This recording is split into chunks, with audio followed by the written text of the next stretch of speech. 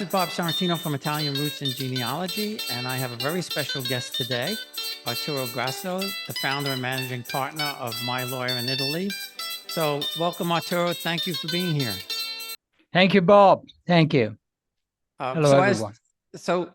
I know you're well aware that more and more people are looking to get their Italian citizenship, especially from America.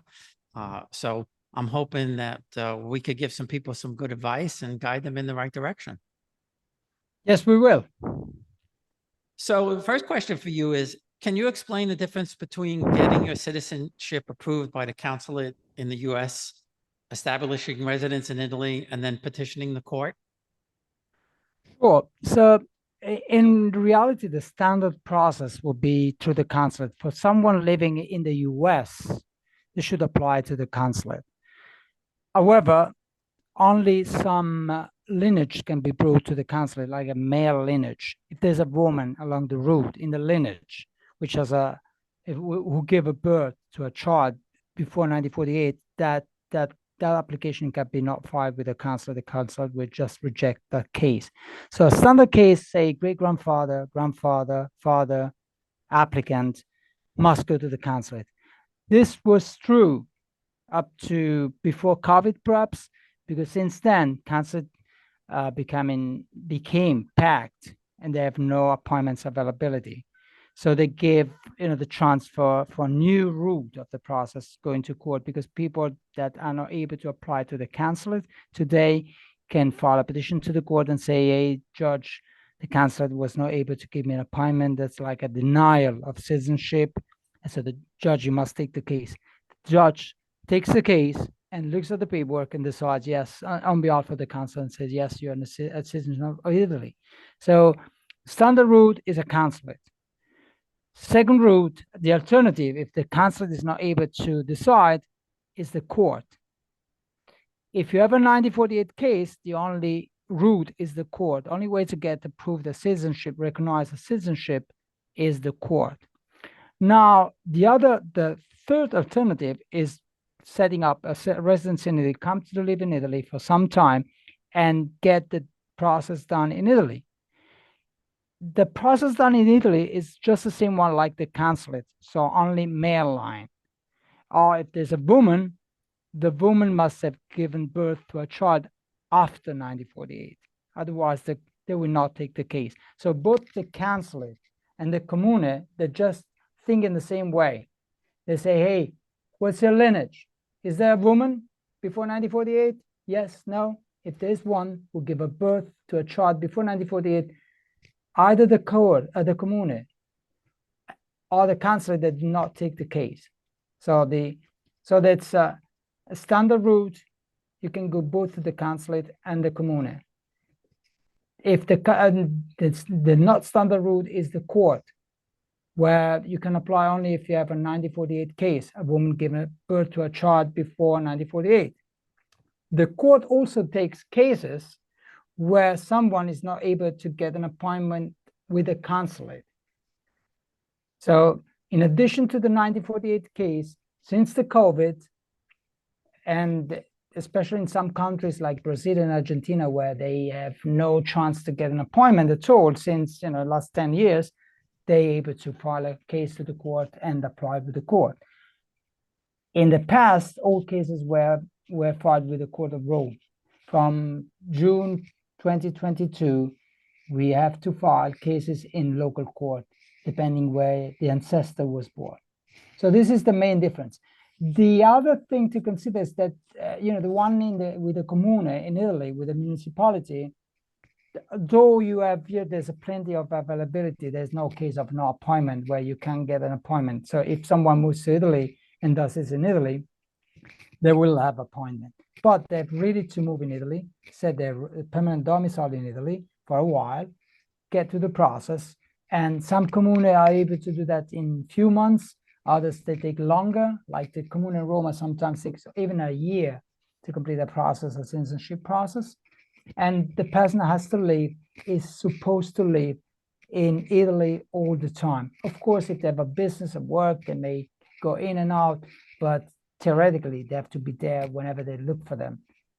Because the chance is that someone is looking for them, they're not there, and they close the process because it's not available. So that's the the tricky thing with the comune in Italy. But whoever can move, fine, that's fantastic. If they can live it, if they have no job commitment, family commitment, or they can move a part of with the family, I mean, it's fantastic. They can come right away with a package of documents, because what allows them to stay in Italy without a visa is the package of documents that proves they are of Italian descent. This is very important. Some people come without a package, they have to leave because they cannot prove they are of Italian descent. Oh, that's interesting. I didn't realize that. So in my case, I have all my 4 grandparents were all born in Italy. Yeah.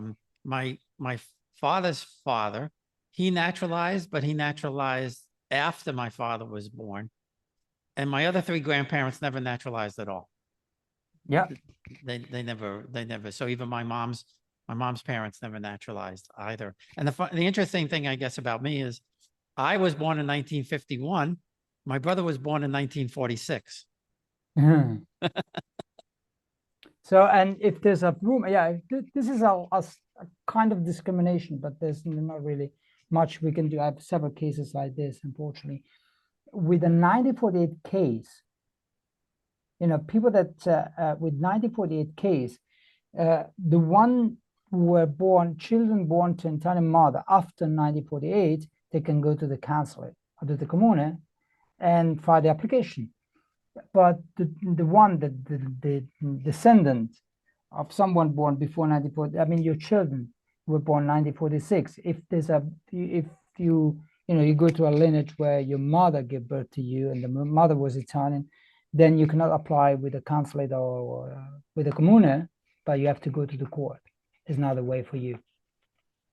So now, so is there any advantage of petitioning the court opposed to doing something else? And then also in working with Leonardo, I think if you do the petition with the court, you can add extra family members as long as they're in the same line. Right. I mean, the court doesn't need, because you're represented by the attorney in court, you can add as many petitioners as you want. And of course, it's better to limit, because the judge would be, some judges really get confused with so many petitioners. They get, also stressed about big cases. However, that's true, but some cases cannot go to the Consulate of Comune. So the 1948 cases are not the route at the court. You have no options. With the 1948 case, there's no option, then go to court. The advantage with the court, one of the advantages, the judge can make assessments. Most of them Americans, they misspell the name when they were in the US, or they changed the name, not officially, they just went with a different name, by a different name, especially those with an Italian name, which was not easy to Americanize or pronounce, I don't know, Giacomo is fine, perhaps, or Tommaso is fine, it's easy, Thomas, Antonio, Anthony. But if you had the name like Gaetano, there's no equivalent really in the US, or Salvatore. Most of them, they went by Sam, they entirely changed, they're having the chance, they entirely changed the name, they went with a very different name. So when you have these discrepancies, or with some dates, year of birth, they sometimes they're told to be born a couple of days before, a month before. And in court, a judge can make assumptions. It can rule upon the case. And if you provide enough evidence and say, hey, look, judge, we're talking about the same person. Look at the pants. They were the same pants for the same year, from the same comune, things like that. We put, put additional information. And the judge can make an assumption and say, okay, I'll rule upon the case. It's the same person. So it's easy to cover with that. But with the consulate, it's not. So with the consulate, you have really to change, try to amend documents, otherwise there's no chance. So lots of people, they get rejected by the consulate because they have a big name misspelling and they're not able to cover that. It's true that in the US, you can have a court order, it's called one and the same, with a judge to rule upon a case and say, this is the same person, but some people in some states cannot. Another thing to consider is that when there's a marriage certificate missing, a document missing, or birth certificate missing, you can never do it through the consulate. The consulate wants birth and marriage about everyone in the lineage, sometimes even the spouse. In court, again, the judge can make assumption. So if I can prove this, there's a baptism and there's an additional document proving the existence, there's no birth, but there's a marriage. You have a death and you have a baptism, or you have some kind of documents proving this person was born in somewhere in the US. I mean, the judge can make an assumption and say, yeah, I rule upon the case and say, yeah, I can see the person exists. This is in the lineage is fine. And the judge, decide that's the citizenship. With a consulate, you can't do that, especially with other birth certificate. You can't bring a baptism or things like this. Very, very impossible to do with a consulate. And with a commune. Commune and consulate, they stay on the same page. They just think in the same way and rule in the same way. Yeah, and that's interesting, because when I was getting the papers from my dad, his birthday is April 7th, and he was born in Scotch Plains, New Jersey. And when I got the birth certificate back, it had a date in July. Yeah. And so I called my sister and I said, did you ever hear anything like this? And she said, no, we couldn't figure it out. Then we found another document that shows that he was born on April 7th. And what it appears to be, we're talking 1923 now in a small place in New Jersey. Yeah. And it appears that when the official recorded my father's birth with the state, when he filled out the birthday, he put the date, the same date that he was filing the paperwork. Correct. Yeah. So it was an honest, goofy mistake, but legally. So then I said to my sister, I said, well, she had my father's passport. I said, what does the passport say? She said, the passport says July. I said, well, I don't get that. And what we think, my father they were coming to Italy. They had to get the passport. My father probably just went with whatever date they put on there, because he didn't care. As long as he got his passport. As long as he got the passport. Right? Yeah. We had done, because of this common mistakes and misspellings, or they Americanized the name, which is the less complication is an Americanized name, Giovanna, Jenny, or something like that. John, Giovanni, that's easy. But most of the time they make very big mistakes, or they add an additional name, middle name, which is very common in the US. Or they change the name. I still remember a case where someone born in Italy with a name Capa Bianca, which the translation in American would be white hat. Mm-hmm. So when he came to the US, in the 90s, he said, what's your name? Capa White Hat. He didn't say Capa Bianca anymore. So, and the family has the kind of descendant with the same last name. So it entirely changed his last name. But in court, you can explain the judge, and if you bring enough evidence, you can do it. In very complicated case where there's no clue, or there's no way for me to explain to the judge in Italy where this comes from, so we need a one and the same in the US and say, hey, judge, to the client, hey, client, you really need to do this in the US. Also, because in the US, it's easy for a judge to make a decision on something which is, it's your practice. We had a very interesting study made in conjunction with a company in the US to explain all this going on along the years in the US with name change and name discrepancies, and adding middle name as a standard practice of common law, or changing name. If there was no intention to make fraud, it was acceptable in the US or in common law system. So we have this extensive study, which we will add to petition where there are this kind of mistakes, to explain to the judge, the Italian judge, how this is from the legal point of view in the US. So that will support the judge make assumption in these cases. And to your point, you'll love this story. My mother was supposed to be named after her aunt, Rachel or Raquel. Mm-hmm. And her name was, on her birth certificate, it says Raquel Caroline. Mm-hmm. But shortly after my mother was born, my grandmother had a fight with her sister-in-law, Raquel. Oh. And so my mother was Caroline That's it. She So canceled first excuse me, name. Caroline.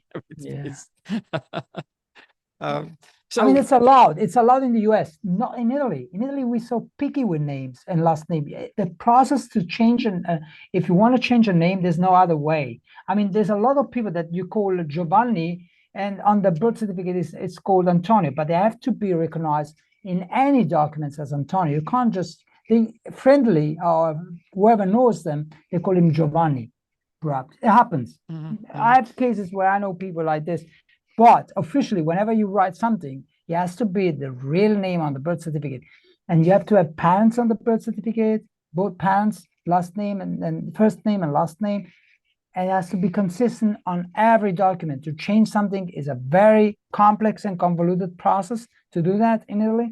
So when someone, especially a comune or a clerk at the consulate, looks at the names, it looks from that perspective. He wants the name consistent. We still have fights sometimes because the judge says something in the ruling when we have a court case, and when we go to the comune to have the record transcribed, registered there, they say, hey, but I see this name, they changed the name from the birth. Yeah, but the judge said, okay, but we can do that. Hey, we're no longer discussing this. It's over. The ministry, the respondent, was at the proceeding. He didn't say anything. That's the end of it. The judge ruled, and the decision is final. So we convinced them to know. But they're really obsessed with name in Italy, name changes. so now when you go to the comune to record an American who gets granted Italian citizenship, Yeah. are they? I mean, is it like a? Do you get like a birth certificate or some Yes, certificate? correct. Really? When we file the process in court, the judge says yes. That judgment, that ruling, must be final first, and once it's final, only the justice system knows about this person becoming an Italian citizen. We have to bring it into the system, the Wow. government system, Hmm. because wherever the police or another municipality is going to look, or someone is going to look for this person, identify the person, they must have an information about this person. And so we have to transfer the information from the judicial system into the governmental system, the administrative system. So we're going to send it to the commune where the ancestor was born and say, hey, you have to register this is a descendant of this person.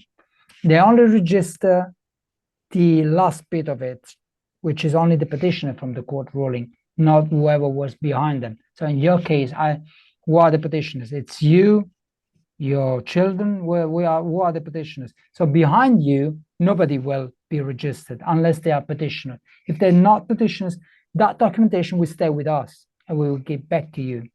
We will send to the commune the documentation of every petitioner, birth, marriage, of everyone. So they're going to register them. Once you register there, everyone in Italy and at the consulate, the foreign consulate, will know that you exist as an Italian citizen. Wow. Yeah, I didn't realize. And that's it went when that far. that's when they get confused, because they say, hey, but his birth certificate says it's called this way. Why on his passport or the judge said it's a different name? So they get confused. And you register with the name. And the next thing to do is you go to the consulate because you want to register there. You're going to want your passport from there. And they say, okay, who are you? And you show them the passport to identify yourself. And they say, but I see that that name doesn't match with the one on the birth certificate. Yes, of course, there was a change, and we have to get across this problem with explaining why they have to do your way, the way you are in the US, because that's your identity, your personality, especially women, that they change the last name. They take the husband last name and they put most of the time their maiden name as a middle name. So we have to explain all these differences. Yeah, that's what makes genealogy research much easier in Italy than in America, because the women don't change their last name. Yeah, right. So once you're granted citizenship, what rights do you have? Do you have the rights of an Italian?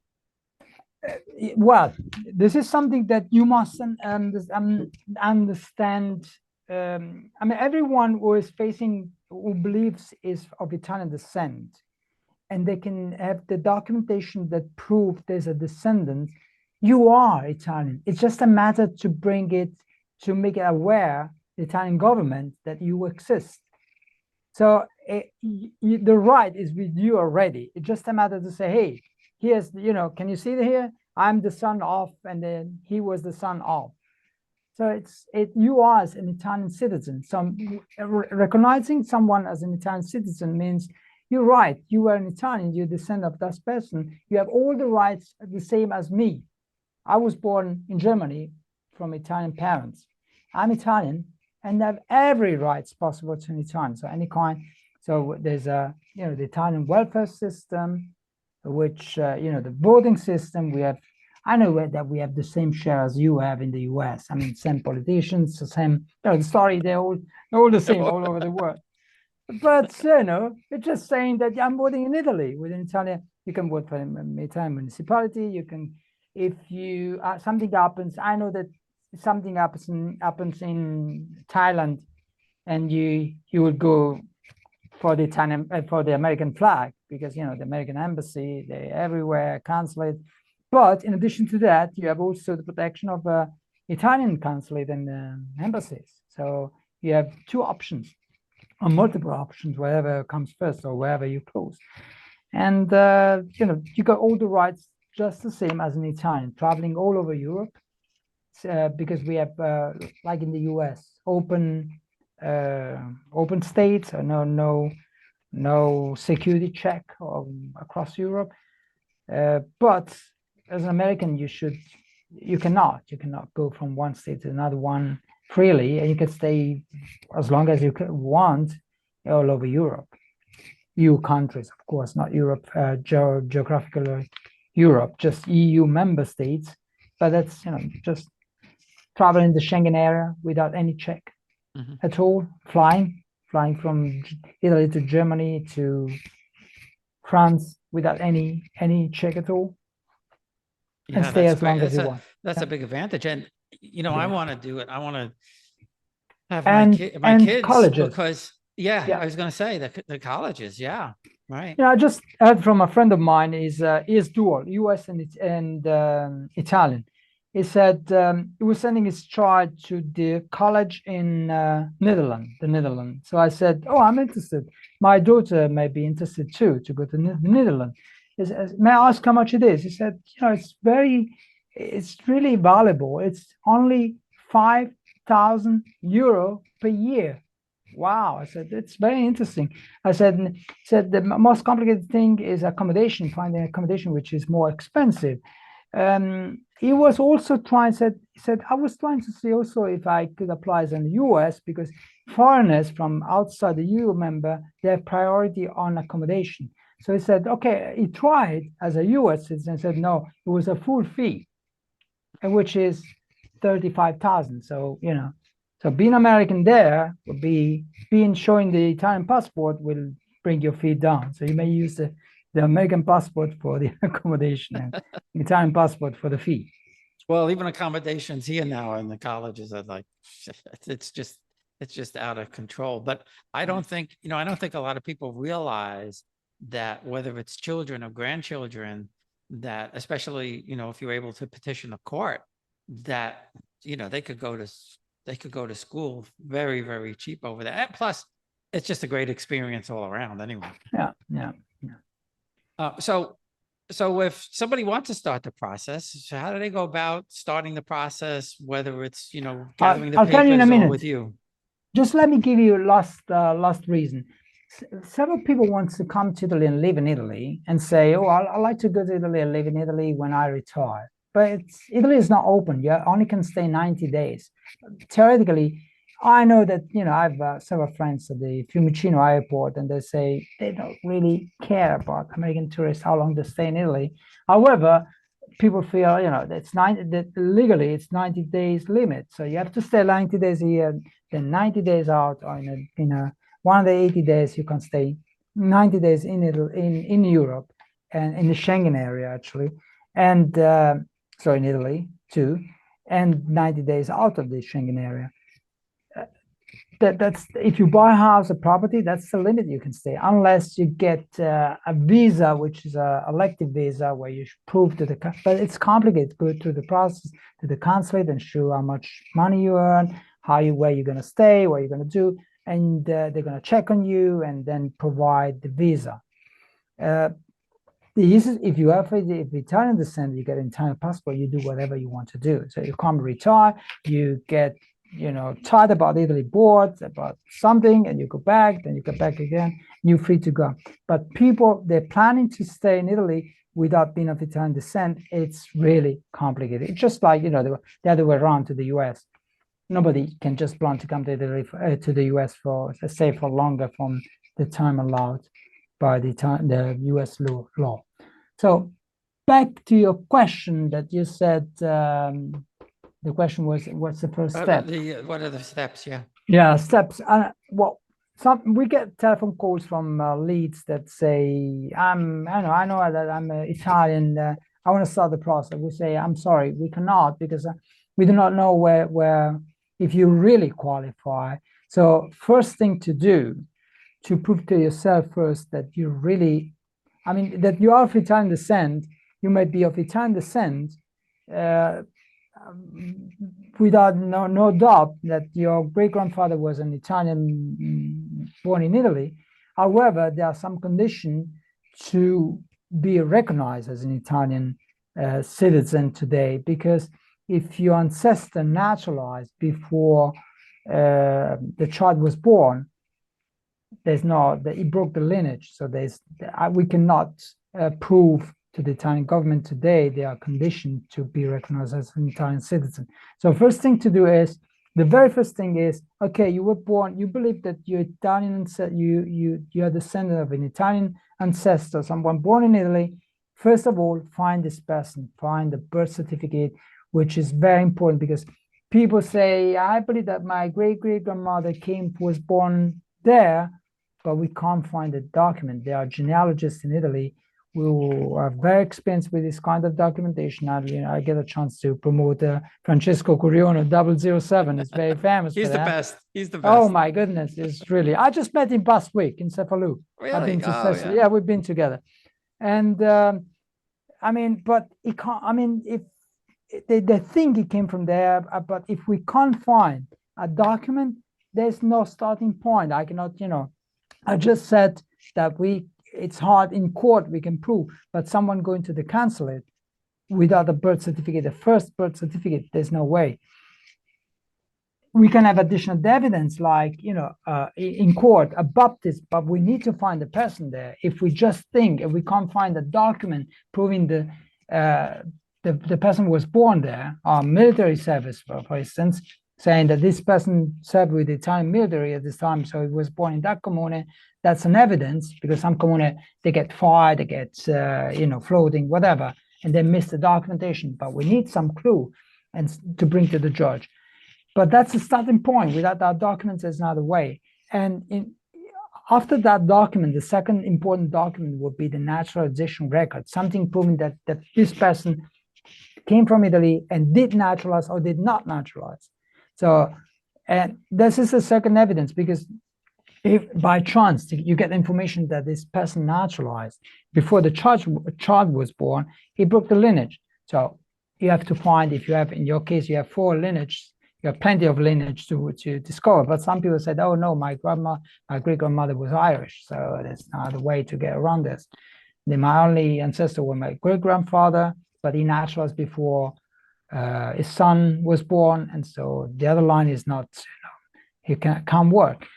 So those 2 are the most important documents. All the remaining, to be found are birth and marriage for the court system. The consulate and comune sometimes they also require the death certificate and the spouse birth certificate. Not in court, really, not unless we have to prove something in addition to, there's something missing, so we need all discrepancies and we need additional documentation. But normally we do not need, we just need birth and marriage documents. So we don't take cases without evidence. There's a birth certificate or something proving a birth, and there's information about the naturalization. I just said that you can also, I mean, what we need for naturalization is the document saying they naturalized or the ancestor did not naturalize. If they did not naturalize, that will be a certificate of non-existence of record. Now, this document has to be pristine with the birth certificate, because some people come to us and say, I have a certificate of non-existence. What did you write on that? They just write the, maybe the Americanized name on with a date with just a year, which was out of a couple of years. I said that's not that can't work. I need something which is pristine. I have to tell the Italian judge, look, this is the birth certificate or the evidence of a birth certificate in Italy, and this is the matching certificate of non-existence of record. So don't bring documents which are closed, because the judge will not accept, and not even the consulate. Well, actually, the consulate, when you have a certificate of non-existence, they ask for additional evidence. They say, okay, if you have a certificate of non-existence, you should provide also a census for the previous year, 5 years, next 5 years, or get to the local county or NARA and find for additional information to prove that really there was no naturalization. We don't do that in court. Actually, in court, the last presidents of the Supreme Court of Italy said this is something that the applicant should not even bring evidence. It's on the respondent, on the Ministry of the Interior, to bring a negative objection and say, hey, judge, we object, there's a naturalization record. So theoretically, we should not even bring any naturalization information. But judges are, there's a practice to bring to the judge, so the judge is happy with that. Case closed, and that's we move forward quickly ahead. Yeah, I know 3 of my grandparents, but my mom's mother and father, I actually have their enemy alien card from the U.S. because they were they had to register as enemy aliens in 1942. Yeah, well, that's an evidence that we were going to end up with a certificate of non-existence of record, which is faster to get in comparing to the actual naturalization record. Before the COVID, USCIS, which is the American authority that provides information about naturalization, was able to provide a genealogy search about naturalization in a few weeks, a months and a half, then slowly went up to 3 months. Now it's like 10, 11 months. So it takes a long time first to have a genealogy search to know if they did naturalize or did not naturalize. And then once you know that they naturalized with USCIS, you have to procure the document, which takes for them another 10 months, perhaps another year to procure. The fastest way would be through the NARA. If you're able to get, information, precise information to get from the NARA, fantastic. Which is, I believe it's a couple of months. The alternative, when you have a no existence, you have an alien card. So you ask the USCIS and they provide a certificate of non-existence in a couple of months, 3 months maximum. So it's easy. Because obviously the alien registration card, I think it has some kind of number or something. If I provide them that number, they should be able to find that pretty quick then, yeah? If you have a naturalization, yes. Not always the most important thing is perhaps to know what court they did naturalize. So you can go to the NARA and ask to the county or the NARA to find the naturalization pretty quickly. That's the fastest way to get them.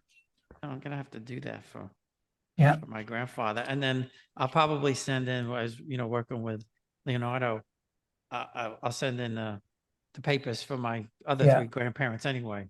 But did he naturalize? When did he naturalize? He naturalized in 1939, and my dad was born in 1923. Okay, now let me tell you the story. 1939, 1923. In up to 2019, we were up to 2022, we had all cases filed in the Court of Rome. But starting from 2019 in the Court of Rome, they rejected cases like yours. So it was funny because the consulate would take them and the court would Courts not. were So they're rejected. rejected. So what's the ground? What's the matter? So they come with this approach, with this legal argument saying, hey, there are two different articles in the law. One is the one that the consulate uses, which is number 7, provision number 7. And the court said, no, we should apply provision number 12. So we went to the Court of Appeal, and the Court of Appeal sometimes said, no, the judge is right. And some other times, because we had different partners, the judge is wrong. It was crazy. It's no different Absolutely here. crazy. So luckily, now that we're moving to local court are not taking this kind of issue. They're just ruling in the same way the council does. So this we call this the minor case. Was it was a big complication with people, especially with people that had no appointment with the consulate, and they looked at the court as an alternative. They came to us and say, I've heard that we can go to court. I said, yes, but tell me, when did it's a male line? Yes. And did the ancestor naturalize? Yes. Was the child, but the child was born, but how old was he? If he was less than 21, the Court of Rome from 2019 up to date, they're rejecting all the cases. But again, luckily, the local court are not. And luckily also the Court of Appeal in Rome are overturning all these minor cases. So it's something silly, because the judges in Rome, they still stick with this precedent and with this approach to reject and believe that article number 12 applies, but they do not. So I suggest people that have to go today before the Court of Rome with a minor case, say that someone is born nearby Rome, so the ancestor, and they have to go to the Court of Rome. The Court of Rome is going to reject the case, the first judge, and we need to go to the next step of the process, appeal, which will add just additional time to the case. Yeah, well, we would be, my dad's parents were both born in Cercola. Oh, Cercola. Yeah. Yeah, on the Vesuvio. Yeah. That would be the Court of Naples. The only thing with the Court of Naples is very nice. Everything is fine. Judges are nice. They just have long hearing dates, like 1.5 years out. Yeah. Well, and I haven't been able to prove this 100% yet, but I have an article from a New Jersey paper in the 1920s when my great grandmother Julia Princi passed away, and her husband was Achille Sorrentino. And it says in this article that he was a Supreme Court justice in Naples, but I haven't been able to find anything in Italy to prove that. So I'm still on the hunt. I'll have to put Francesco on the case. Bob, I told you I can help on that because I've come from that area. I grew up in that area, and my brother-in-law is from Cercola. So yeah. So let's see. Well, the interesting thing about it is I know that he was an attorney, and the marriage record for him and his wife, or I don't know if I would call it a record, contract, is something like 20 pages long, because my great-great-grandmother's father was an attorney. So they wrote this massive document about, him marrying her. It's really, really, I'll have to send it to you. You'll get a kick out of it. There must be a lot of property involved. Well, I think again, they were attorneys, so they must have had stuff. And then actually in this record, this newspaper article, it refers to Achille as Marquis Achille Sorrentino. So, but I don't think he was a real noble. I think it was maybe what would you say, a honorary title or something like that. I don't know. Just my guess. So before we go, but again, people, sorry to interrupt you again. I can see that, in those ages, they married each other, Italians with Italians. It was very uncommon to marry with, people from Ireland, Polish, or whatever, other country. And so it's easy that someone has a different alternative. Even in the second lineage, the son of these people, of the immigrants, they're still married with other Italian people. So most of our clients, they have at least a couple of options. So when there's an issue like a minor case, we always find an alternative and a different route. If there's 1948 cases, or other stuff. So it's easy when we have it's very rare that someone has no options. I unfortunately have a case with someone right now who really he thought to have you know 4 lineages, but they're all closed for some reason. They're all naturalized, which is really uncommon. That's that uncommon. happens. That's really. Yeah, really, especially for a woman, they did not naturalize if they didn't need to. But some women, especially the one that were very tough and you know wanted to, some people had very important jobs, they did naturalize, and also because they need to go back to Italy, because when they established the quota system in the US, Right. you were not able to go back to the US, otherwise you had to go into the quota, so they had to naturalize. And but so again, there are lots of opportunity, lots of chances with people to look at the different lineages, to get an option, to get this kind of confirmation to be Italian, this stamp, the Italian passport, to say, hey, I'm Italian. Yeah, this is another reason for not only some reason are Italian welfare is not a big, you know, I don't think it's a big deal, but there's a minimum level for everyone, at least in, you know, with hospital, with pensions and stuff, which is nice. And school, because school, it means school in everywhere in Europe for children, means in every place where member states, Germany, France. So it's not necessary to come to school to Italy. And but the other option is, you know, it's lots of people say I am Italian, they're proud to be Italian, and the passport or this kind of recognition is it's a kind of you know, an official stamp saying, hey, I'm Italian. Yeah, yeah. So before we go, Mhm. how do people contact you? And you know, when they contact you, what should they have with them when they talk to you? How to contact me, you know, there's most of the people that come to the online, they go online to just Googling Italian dual citizenship or an attorney in Italy, it's not citizenship attorney, and I'm, you know, we display.